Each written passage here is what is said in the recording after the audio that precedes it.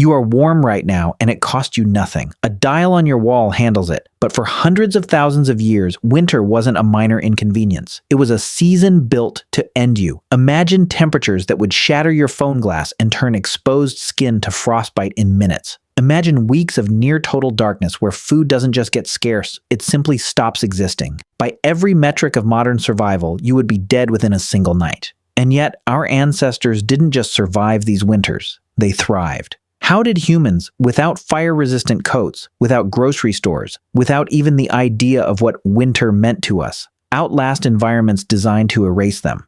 Today, we're opening a new case file, ancient survival, and the answer is more terrifying than you think. For a long time, historians believed organized warfare was a product of civilization, that once we started building kingdoms and growing crops, that's when the fighting started. But the evidence we have now is telling a much darker, much older story. We're talking about sites like Jebel Sahaba in Sudan and Nadaruk in Kenya, places where we've found skeletons with stone projectile points still lodged in their bones. These people weren't farmers, they were hunter-gatherers. They died violently, and they were left where they fell. This isn't a story of civilization. This is a story of collective lethal violence existing thousands of years before the first city-state was ever built. The research tells us something shocking. War requires intense cooperation. You can't go to war if you can't trust the person next to you. You have to coordinate with people, follow a shared plan, accept personal danger, and believe that the group's success matters more than your own safety. Our ancestors spent hundreds of thousands of years perfecting this kind of cooperation. They had to, or they wouldn't have survived the Ice Age. They had the cooperation. Then they had the weapons, the same stone-tipped spears they used for hunting mammoths. But weapons alone don't create war. The decisive ingredient, according to the evidence, is coalition thinking, the ability to divide the social world into us and them.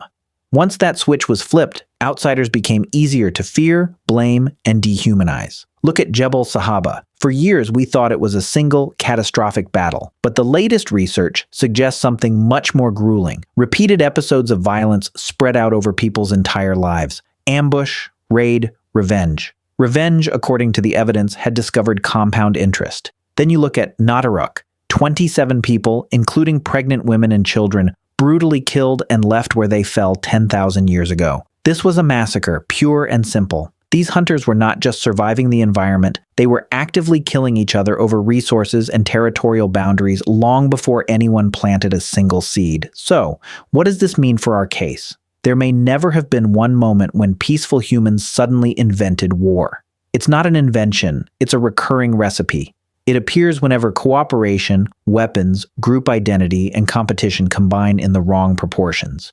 We didn't stop being cooperative creatures, we just became very good at deciding who deserved our cooperation. We turned our best evolutionary trait outward and we weaponized it. Organized warfare is the dark shadow cast by our ability to build a community. It evolved because we were too good at sticking together. If we want to understand why we fight, we have to understand that fighting is the ugly side of the very same coin that allowed us to hunt, share, and survive the most brutal climates on Earth.